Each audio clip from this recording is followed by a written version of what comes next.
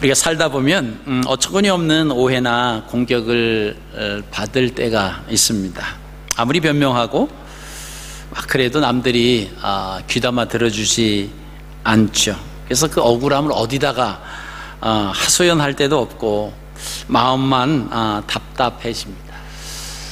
요새는 인터넷이 상당히 이제 발달이 됐습니다. 그래서 개인 정보나 뭐 이런 것들이 누출이 너무나 쉬워서, 그래서 그와 관련된 소문들이 너무나 또 빨리 퍼지게 됩니다. 그래서 특정한 사람을 인신공격하는 소위 악플들로 인해서 당사자들이 감당할 수 없어서, 특히 이제 공인들은 그래서 이제 극단적인 것을 결단하기도 하는 그런 경우가 종종 있음을 우리가 보게 됩니다. 우리가 근거 없는 소문이나 비방을 당할 때 우리가 어떻게 대처할까? 이 세상에서 일어나는 모든 일들이 사실 우리에게 다 적용이 되는 겁니다. 또 성경 안에 일어나는 모든 사건과 그 시대에 있었던 것이 사실 시대만 좀 다르고 조금 변형됐다 뿐이지 사실 인간 사는 세상이거든요. 그 안에서 얼마든지 일어날 수 있는 것이고 오늘날도 일어나고 있다라고 하는 것입니다. 우리가 아시는 것처럼 지금까지 이제 느헤미야가 예루살렘에 와서 성벽 공사를 열심히 이제 했습니다. 많은 방해 공작이 있었습니다만은, 그러나 외부적으로 내부적으로 막 그랬지만 다 꿋꿋하게 잘 싸우면서 이제 진행을 해 나가서 이제 성벽 문짝만 달면 돼. 문만 딱 성벽 문만 달면 이제 모든 것이 다 완벽하게 되고 이제 예루살렘 성이 이제 구축이 되는 겁니다. 그래서 성에 들어오려고 하면 이제는, 전에는 뭐 성벽이 없었으니까 아무데나 들어올 수 있었습니다만은 이제는 성문을 열어야만 들어오고 성문이 닫히면 들어오거나 나갈 수 없는 이제 그런 상황이 되어져 가고 있었습니다. 그래서 이제 모든 일을 거의 다 이뤘기 때문에 아마 느헤미야나 그 지도자들 그리고 함께 일했던 그런 사람들이 좀 이제 마음이 좀 아마 놓였을 수도 있었습니다.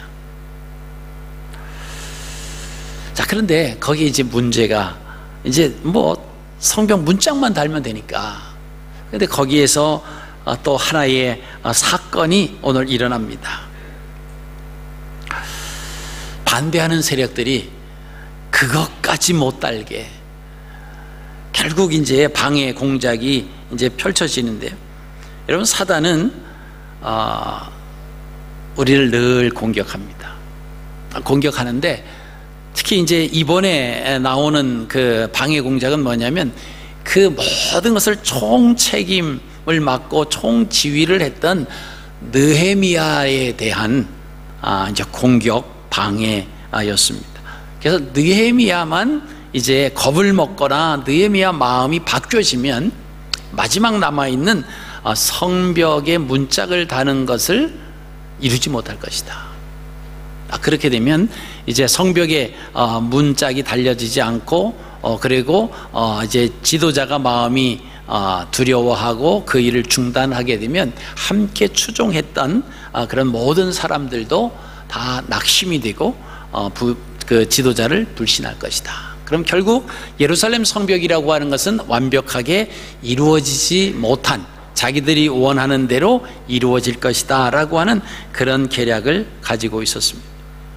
여러분, 그런 현상들은요, 오늘날도 사탄은 한 지도자, 한 사람을 공격하는 것을 결코 포기하지 않습니다. 전쟁에 나가면 막 싸우는 것보다 그 총지휘하는 그 장수 한 명만, 장군 한 명만 쓰러뜨리면 오합지졸이 되는 거예요. 명령체계가 끊어지고요. 그래서 이제 장수를 이제 공격을 하는 것처럼 오늘도 이제 그러한 역사가 일어납니다. 그래서 지도자 한 사람이 무너지면 공동체 전체가 흔들릴 수 있는 그런 가운데 놓여있기 때문에 참으로 중요한 자리가 이제 지도자고요. 지도자가 중요하고, 그래서 또 지도자의 역할도 중요하다라고 하는 것입니다. 자, 오늘 말씀을 보시면요, 다시 한번 그 대적자들의 이름이 언급이 됩니다. 호른 사람 산발랏, 암몬 사람 도비야, 또 아라비아 사람 게셈, 그리고 그들에게 동조하는 무리들. 여러분, 성경에 이름이 기록된다라고 하는 것은 영광스러운 건데요, 어떤 이름이 기록되느냐라고, 영광스러운 가운데서 기록되는 이름인지, 아니면은 많은 사람들의 마음을 불편하게 하고 그렇게 하는 사람의 이름이 기록되는지, 둘 중에 하나입니다. 여기 나오는 이제 산발랏, 도비야, 또 게셈, 뭐 이렇게 동조하는 그런 사람들의 이름은 영화롭지 못한 거죠. 자, 악한 원수 마귀는요, 자기의 목적을 이루기까지 결코 쉬지 않습니다. 결코 쉬지 않아요.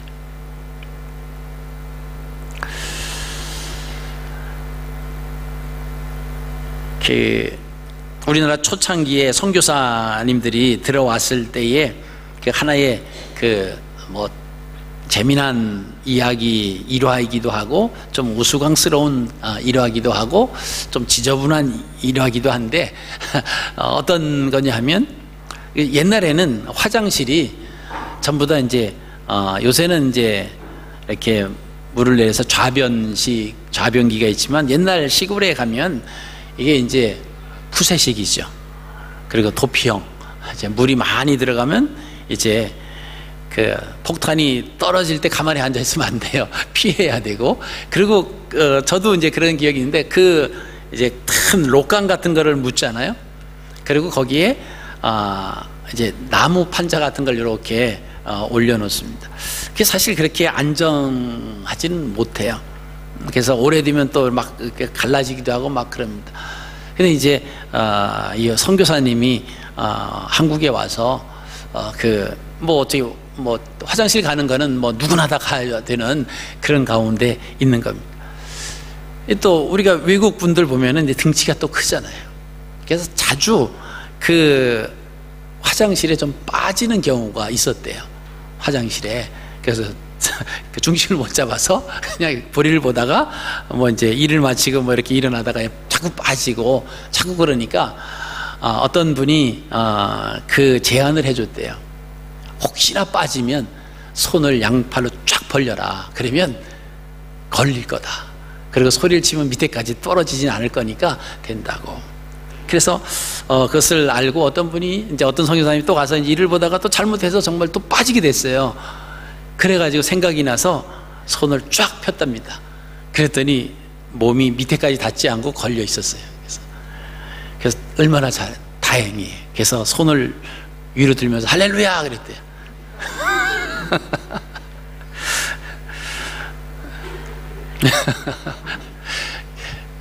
그죠? 우리가 참 우스운 얘기 중에 하나입니다만은, 그죠? 자, 우리가 이 땅에 살면서 환경이나 상황이나 이런데 하나 됐다고 끝나는 게 아니다라고 하는. 그렇죠? 우리가 하나 됐다고 이제는 됐다가 아니라, 마귀는 끊임없이 우리를 유혹하고 우리를 시험 가운데로 이끌어가려고 미혹을 합니다. 그래서 우리가 시험 하나 건너뛰었다고, 이제는 성령과 더불어 동행하는 삶이다, 마음 놓으면은 안 된다라고 하는 것입니다. 여러분, 사탄이 공격하는 방법은요, 오늘 말씀 보면 그럴듯한 거짓말을 가지고 설득력 있게 사용하는 그 방법을 씁니다. 사탄의 공격하는 방법은요, 보면요, 거짓말을 이용합니다. 원래 사탄은 처음부터 거짓말쟁이였어요. 그래서 거짓의 아비라고 말합니다. 자, 거짓말을 하는데 그럴듯하게 거짓말을 하는 거예요. 그래서 사단은 뱀의 혀를 가졌습니다. 그 뱀의 혀는 두 가지, 갈라져 있죠. 갈라졌다. 그러니까 이 소리 저 소리 하는 거예요. 그리고 뱀은요, 미끄럽습니다. 뱀은 미끄럽잖아요. 뱀의 혀가 미끄러워요. 자, 그래서 어떤 사람의 말을 가만히 들어보면 무슨 말을 하는지 이 말했다가 저 말했다가 그런 사람이 있어요. 그 뱀의 혀를 가진 사단의 언어를 사용하는 사람. 그래서 우리 그리스도인들은요, 미끄럽게 말하지 말고 깨끗하고 정직하고 담백하게 말해야 돼요. 이렇게 미사역으로 해서 뭐 빠져나가는 거 그렇게 해서 자기를 빠져나가려고 하는 그렇게 미끄러운 이야기보다는 우리는 깨끗한 말, 정직한 말, 그리고 담백한 말을 해야 돼요. 오늘 그 사단은, 어둠의 세력들은요, 오늘 6장 말씀을 보시면 세 가지의 거짓말을 통해서 느헤미야를 공격하고 있습니다. 자, 첫 번째는요, 1절부터 4절 말씀인데 거짓된 우정을 이용하고 있어요. 자기가 느헤미야를 생각해 주는 것처럼 하면서 편지를 계속 보냅니다. 말씀 보면 족보도 알 수 없는 산발랏, 암몬 사람 도비야, 아라비아 사람 게셈이 느헤미야를 만나자고 합니다. 어디서 만나냐? 오노 평지에서. 오노라고 하는 아주 좀 이렇게 예루살렘에서 좀 떨어진 한 20km 정도 떨어진 그곳에서, 한적한 곳에서 만나자라고 하는 거예요. 거기는 암몬 사람들이 군사들이 주둔해 있고 매복해 하고 있다가 이제 느헤미야가 오면 그를 죽이려고 하는 거예요. 그게 이제 가려진 이제 베일에 가려진 근본이고, 겉으로는 만나서 얘기하자. 자, 우리가 싸울 필요가 있느냐? 원수될 일이 무엇이 있느냐? 서로 만나서 오해를 풀자, 대화를 하자. 문제가 있으면 문제를 풀어나가자. 우리가 말하려고 하는데 그것이 무슨 문제냐? 말도 못하겠느냐? 여러분, 얼마나 말이 미끄럽습니까? 그죠? 만나서 서로 예루살렘 성벽 재건하는데 자기들이 막 방해하고 막 그랬었잖아요. 그래서 서로 보이지 않는 어떤 갈등, 보이지 않는 그 담이 있는데, 이제 이거 만나서 얘기하자. 이제 오노 평지로 와라. 우리가 만나서 이제 풀어야지. 이거 언제까지 가지고 있겠느냐? 이런 얘기예요. 느헤미야가 이렇게 말합니다. 내가 곧 그들에게 사자를 보내 이르기를 내가 이제 큰 역사를 하니 내려가지 못하겠다. 어찌하여 역사를 중지하고 너희에게로 내려가겠느냐? 이 의도는 알았지만 참 부드러운 말로 그들에게 얘기합니다. 내가 지금 큰 일을 하고 있는데 이걸 중지하고 어떻게 그 오노 평지로 가겠느냐?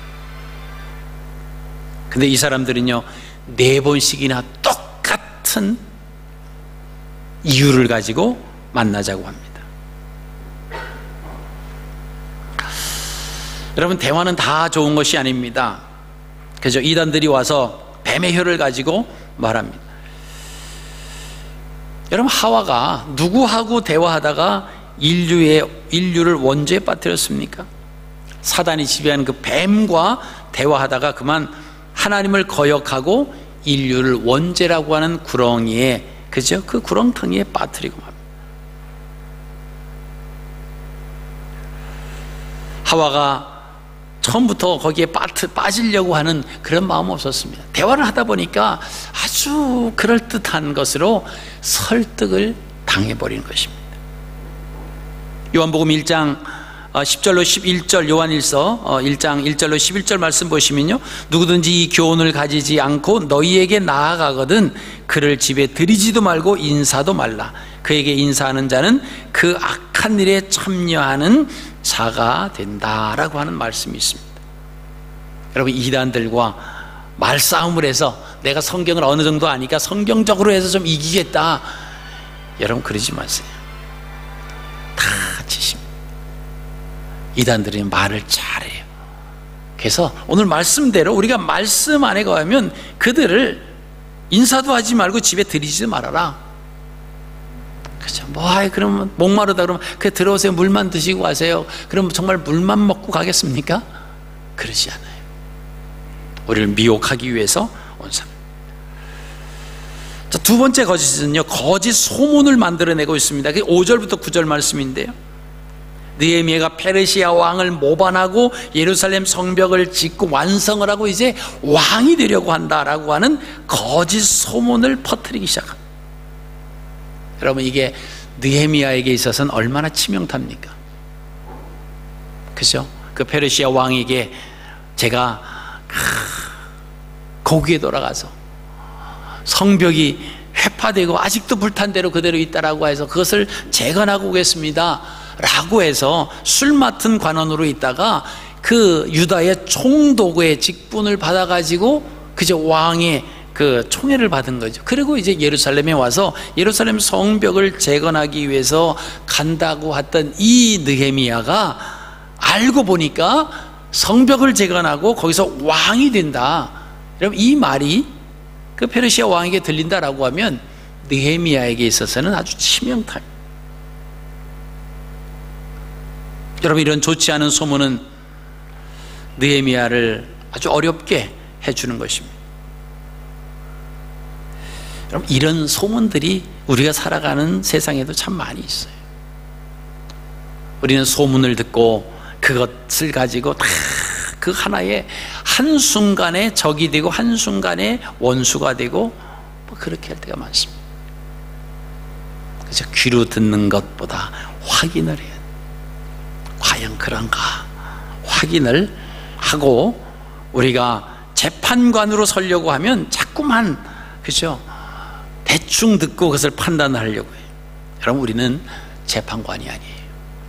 우리는 하나님 말씀 안에서 과연 이것이 옳은가 아닌가를 그죠? 지금 하나님께서 모든 것을 다 보고 듣고 알고 계신 분이라고 하는 거예요. 여러분, 이 자체를 우리가 인식하지 못하면서 산다라고 하면요, 죄를 져도 양심의 가책이 없어요. 해서는 안 된 그죠? 그 일을 하고 그런 생각을 하고 하면서도 이 말씀이 없으면 사람들이 안 보면 나는 괜찮다고 생각해요. 여러분, 얼마나 하나님 보시기에 얼마나 가슴 아픈 일이겠습니까? 네, 전화 받으세요. 급한 전화인 것 같은데. 자, 오늘 8절 말씀 보세요.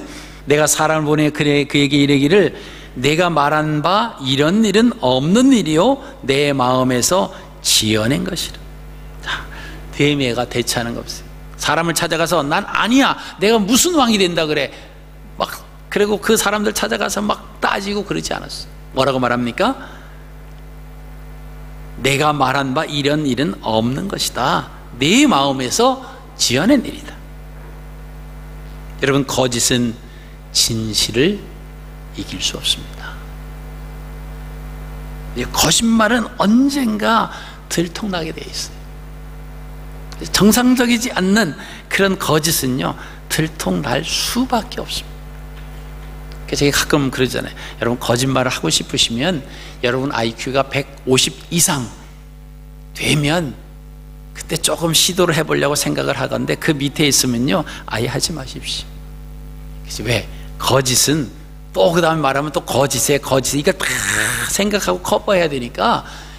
그러나 정직을 말하는 사람은요, IQ가 100이 안 돼도 상관이 없어요. 왜? 사실만 얘기하니까. 사실만 얘기하니까 틀릴 게 없어요.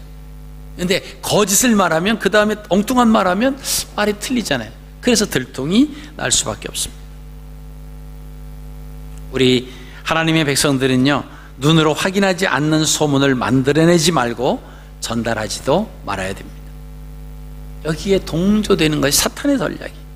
누가 이러더라 들으시면요, 확인을 하셔야 돼요.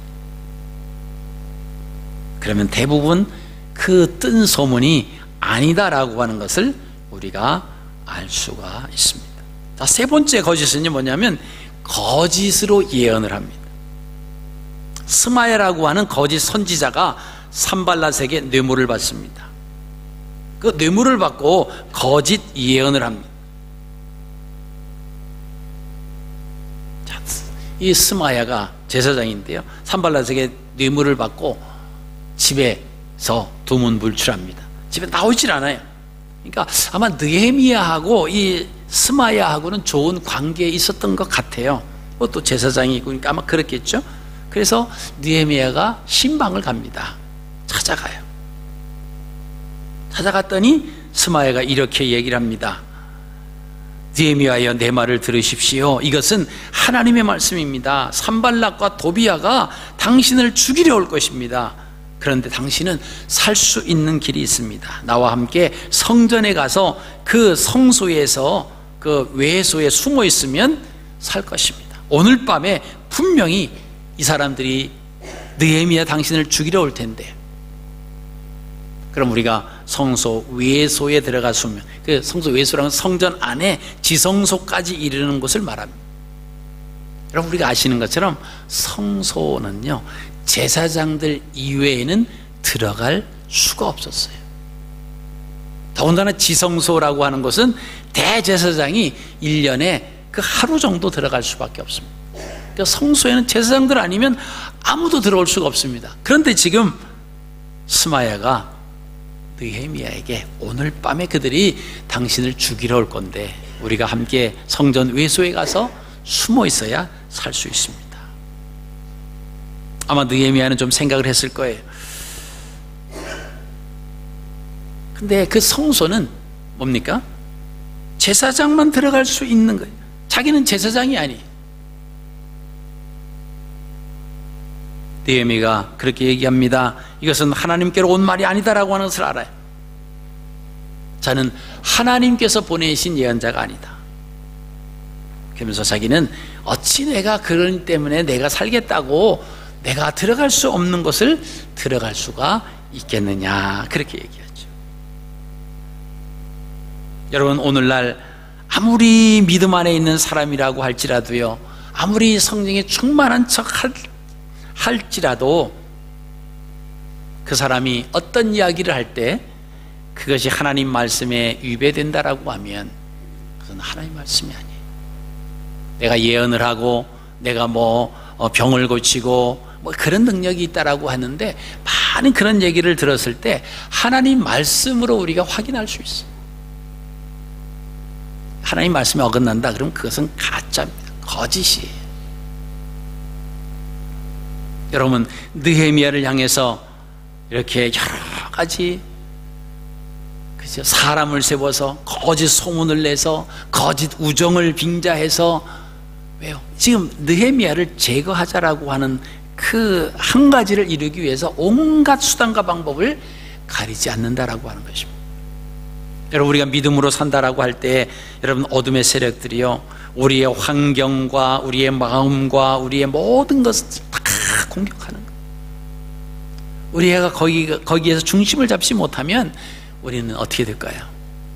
그래, 얘기하자. 얘기해서, 그래, 오해도 풀고 한번 얘기해보자. 갔으면 느헤미야는 죽어요. 야, 내가 무슨 왕이 돼? 막 그렇게 그 소문에 의해서 더 막 그러면요, 그 소문이 더 아마 커졌을 겁니다. 자기를 죽이러 온다라고 하는 그 거짓 예언 때문에 하나님의 말씀을 어기고 성소에 들어가서 숨었다라고 하면 어떤 일이 발생했을까요? 자기 혼자 살겠다고 그것도 말씀을 어기면서 자기 혼자 성소에 들어가 숨었어? 모든 백성들로부터 지도자로서의 자격을 신임받지 못했을 겁니다. 여러분, 이런 일들이 오늘날 우리가 사는 우리의 세상 속에서도 어둠의 세력들은 우리 하나 넘어뜨리면 아주 박장대소를 할 거라고. 거기에다가 그죠, 가정의 가장을 무너뜨린다든가 어떤 교회의 한 지도자를 무너뜨린다든가, 그러면요, 그들이 얻어지는 것은요, 그 한 사람이 넘어지는 것이 아니라 그와 연관되어 있는 모든 단체와 모든 기관들이 무너지는 거예요. 그냥 평범한 사람 한 사람을 쓰러뜨려서 얻는 것보다 그저 한 어떤 지도급에 있는 사람을 쓰러뜨리면 모든 것이 다 흐트러진다라고 하는 것입니다. 이런 그 공격의 대상이 우리일 수 있어요. 아, 나는 매일같이 기도하고 매일같이 성경 읽으니까 나는 그렇지 않겠다? 방심하지 마세요.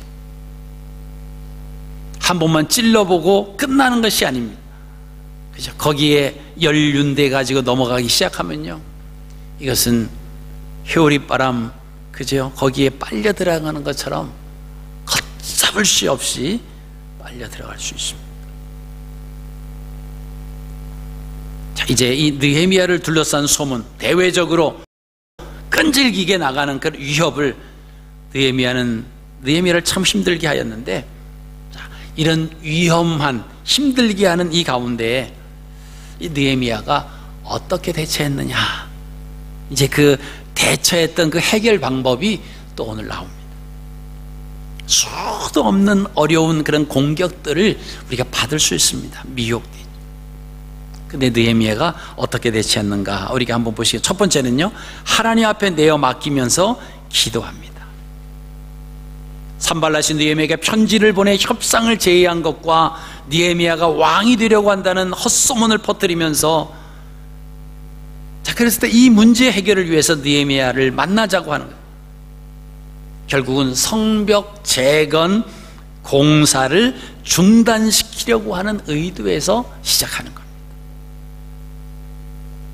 그럼 느헤미야 입장에서 볼 때 얼마나 억울해요. 얼마나 힘이 빠집니까? 자기는 와서 일편단심, 그렇죠? 페르시아에서 돌아오지 않아도 돼요. 안 돌아와도 왕의 술 맡은 관원으로 얼마나 권위와 얼마나 그 위상이 있겠습니까?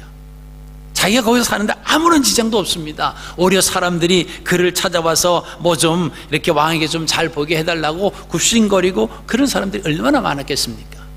그거 내려놓고 예루살렘으로 와서 여러 가지 외부적으로 또 내부적으로 이르는 모든 일들을 다 이렇게 잠재워 가면서 이제 예루살렘 성벽을 거의 마감하고 있는데 자기에게 들려오는 그 소문, 여러분, 그게 하루아침에 다 물거품이 되어져 버릴 것 같은 그런 상황이 있을 때 얼마나 힘들었겠습니까? 얼마나 억울했을까요? 주변에 있는 어떤 사람들도 동조해 주지 않았을 겁니다.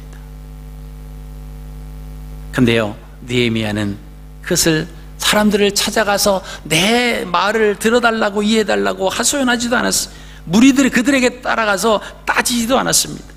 오늘 14절 말씀이, 내 하나님이여 도비야와 산발락과 여선지 노아데야와 그 남은 선지자들 물은 나를 두렵게 하고자 한 자와 소위를 그들의 행위를 기억하시옵소서. 하나님께 기도하는 거죠. 그러면서 뭐라고 합니까? 하나님, 이제 내 손을 힘있게 하옵소서.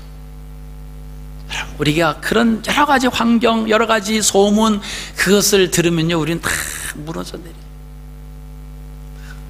근데 느헤미야는 어떻게 했습니까? 하나님, 이제 내 손에 힘있게 하옵소서. 하나님, 저들이 행하는 모든 것 하나님 기억해 주십시오. 여러분, 이게 믿음의 사람이 어떤 유혹을 받았을 때 승리하는 하나의 방법입니다. 여러분, 힘들고 어려우신가요? 느헤미야가 기도한 것처럼 그렇게 기도, 하나님, 이제 내 손을 힘있게 하옵소서. 하나님, 모든 것 하나님 기억해 주시옵소서. 그렇게 기도하면서 두 번째는요, 사명에 헌신하는 거예요. 어떤 상황이 와도 자기가 처음 먹었던 그 마음 변치 않는 겁니다. 아무리 그렇게 공격을 해도 나는 내가 예루살렘 성벽을 재건하는 이 일에 있어서 흔들리지 않았다라고 하는 거예요. 우리는 자꾸 상황에 따라서 바뀌어요.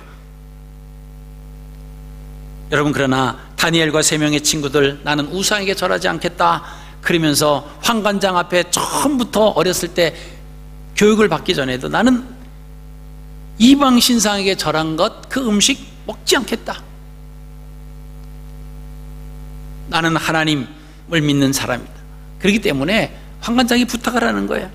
환관장이 그 말을 들어주지 않잖아요. 그러니까 한번 실험해봐라. 열흘 동안 우리는 그냥 나물만 주고 다른 소년들은 그냥 그 우상에게 그 드려졌던 그 음식을 주고 열흘 후에 봐서 우리의 얼굴이 초췌해지고 깨재재하면 우리가 그때 결정하겠다. 그래서 열흘 동안 지났는데 어떻게 됐습니까? 다른 소년들보다 얼굴에 그 나물만 먹고 막 그랬는데도 그죠? 그 우상에게 드려진 그 고기와 그 산의 진미를 먹지 않았는데도 얼굴이 더 기름졌다 그랬어요. 여러분, 그렇게 시작한 그들이 결국 나중에 훌륭한 각 지방 관리들이 됐습니다.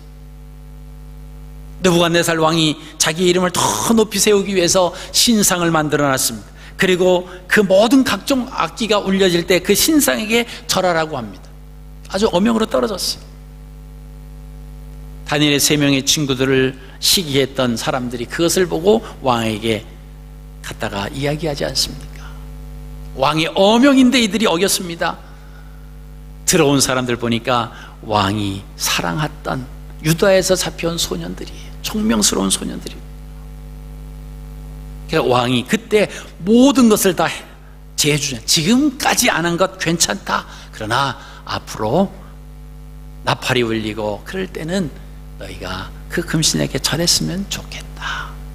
여러분, 지금까지 안 한 것만 해도 이제 사형감이에요. 풀무불에 집어 던져야 됩니다. 근데 느부갓네살 왕이 그 3명의 친구를 얼마나 아끼고 사랑했는가를 볼 수가 있습니다. 근데 3명의 친구들은 뭐라고 그랬습니까? 아니요, 저는요 풀무 속에 집어 던지는 한이 있더라도 왕이 만든 금신상에 절하지 않을 겁니다. 하나님께서 우리를 건져주실 겁니다. 아니, 하나님께서 우리를 건져주시지 않는다라고 할지라도 우리는 왕의 금신상에게 절할 수 없습니다. 여러분, 이게 사명자예요. 이게 하나님이 주신 그들의 위치에서 흔들리지 않는 겁니다. 느헤미야도 그랬습니다. 어떤 상황이 와도 흔들리지 않았다라고 하는 것입니다. 여러분, 우리에게 세 번째 느헤미야는 영적인 안목이 있었다라고 하는 거예요.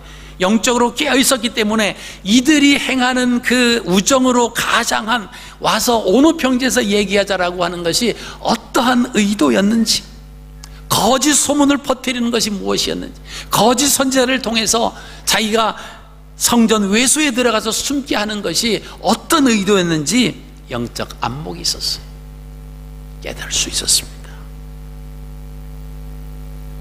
우리 가정은 문제 없다고, 우리 교회는 문제가 없다고, 우리가 하는 사업은 문제가 없이 번창할 것이라고 여러분 그렇게 장담할 수 있습니까? 그렇지 못합니다.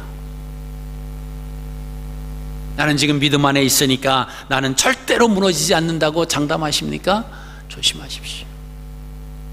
어둠의 세력들은요, 가만 놔두지 않아요. 오히려 내가 세상에서 죄 짓고 막 그렇게 살잖아요. 그러면 내버려둬요. 왜? 어차피 지옥 갈 거니까, 어차피 우리 편이니까 내버려둡니다. 잘 되게 해요. 그죠? 적당히 죄 짓고 사는데 뭐 아무런 문제 없고 잘 굴러간다고 마음 놓지 마세요. 영원한 멸망으로 떨어져 가는 겁니다. 하나님 말씀대로 살려고 하고 그러면요, 자꾸 우리를 공격합니다. 말씀을 듣는데 말씀이 안 들리게 하고요, 말씀에 대한 부담을 갖게 하고 막 불평하고 원망하고 결국은 교회를 원망하고 결국 나가서는 하나님을 원망하게 돼 있어요. 왜? 하나님과 떨어져야 되니까.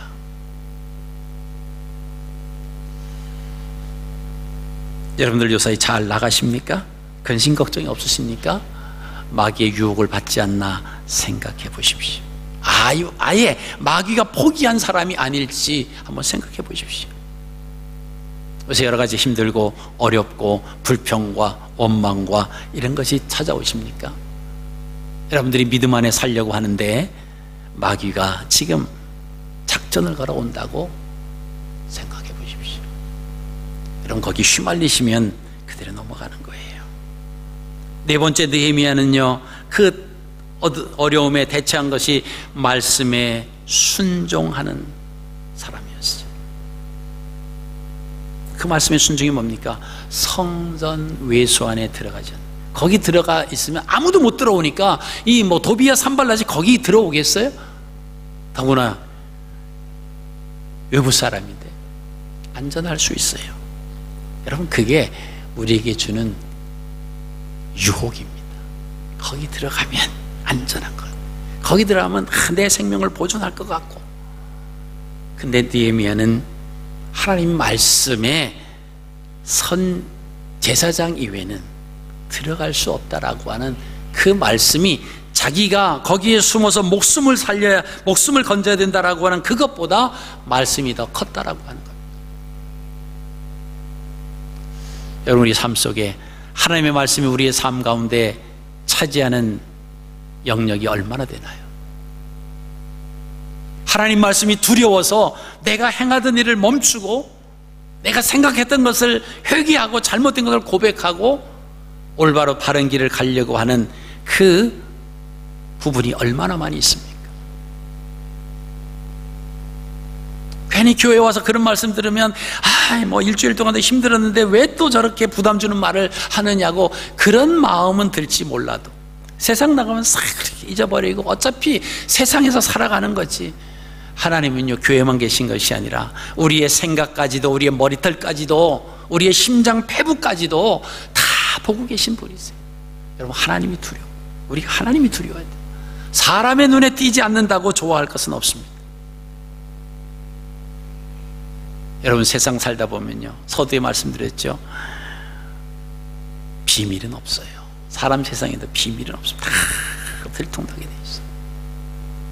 그 전에 하나님은요, 시작부터 끝까지 다 보고 계시는 거예요. 여러분, 우리가 사람을 두려워하기보다 하나님을 두려워하셔야 우리가 믿음 안에서 하나님의 자녀로 그 가운데 머물러 있을 수 있습니다. 여러분, 느헤미야 얼마나 억울했겠어요. 그런 상황 속에서 느헤미야 고백을 들어보셨어요. 보십시오. 하나님, 이제 나의 손을 힘있게 하여 주시옵소서. 여러분의 손을 하나님께서 힘있게 하여 주시기를 원합니다. 그게 이제 말씀 안에 서겠다는 거, 하나님 편에 서겠다라고 하는 거예요. 뭐 온갖 이렇게 어려운 일들, 막 미혹하는 말들이 들리고 막 마음이 상하고 그런 일이 올 때 하나님, 나의 손을 힘있게 하옵소서. 그 말 흔들리지 않게 하옵소서. 말씀 안에서 살겠습니다. 여러분, 그 말씀을 붙잡고 살아가면, 그죠? 하나님과 동행하면 우리의 삶이 기뻐요. 그리고 쉽습니다. 근데요, 말씀을 저버리고 살아가면요, 우리의 삶이 참 복잡하답니다. 그리고 힘들어요. 늘 그래서 기도할 때도 고달픈 이 세상에서 살다가 우리가 교회 앞에 나왔다고 그렇게 말해요. 그렇죠? 우리가 또 기도할 때 주의 종이 살아있는 말씀을 선포하게 해달라고. 여러분, 하나님의 말씀은 항상 살아있어요. 그죠? 그 살아있는 말씀을 내가 받느냐 안 받느냐가 문제지, 그죠? 하나님의 말씀은 항상 살아있는 말씀이에요. 그 말씀을 내가 귀를 열게 해주시고 마음을 열게 해주셔서, 하늘의 문만 열어달라고 하지 말고 우리의 마음의 문이 열려서 그 음성이 들려지게 하고 그 음성을 받아들이고 통회하고 자백하게 해달라고. 그죠? 하늘의 문만 열려서 하늘의 은혜만 쏟아지면 뭐예요? 내 귀에 들려지지 않는데, 내 마음이 꽉 닫혀 있는데, 평생을 하나님 말씀을 읽고 들어도 그 말씀이 내 심장에 들어와서, 그죠? 영향을 끼치지 못하면 내 귀를 막아버리고 가슴을 닫아버리고 눈을 가려버리고 아무리 교회 앞에 나와서 있은들 그게 되겠습니까? 여러분, 오늘 느헤미야가 고백한 것은, 하나님, 이제 모든 그런 상황 속에서 이제 나의 손에 힘을 있게 하여 주옵소서. 그리고 여러 가지 일들, 하나님, 저들이 행하는 것 하나님 기억해 주십시오. 그리고 나는 나의 갈 길을 가는 거예요. 믿음 안에서 그 일을 행하는 겁니다. 결국 이제 다음 시간에 가면 52일 걸려서 모든 예루살렘 성벽이 완성되는 내용, 그 영광의 자리에 말씀을 우리가 또 함께 나누실 겁니다. 여러분, 이번 한 주간 어떤 일이 있어도 하나님, 이제 내 손을 힘있게 하옵소서. 나의 손을 힘있게 하옵소서. 하나님, 저들이 행하는 저들 모든 것 하나님 기억해 주옵소서. 거기에 연루되지 말고, 그리고 힘있게 흔들리지 말고 믿음 안에서 승리하시는 복된 한 주간의 삶이 되시기를 주님의 이름으로 축복합니다.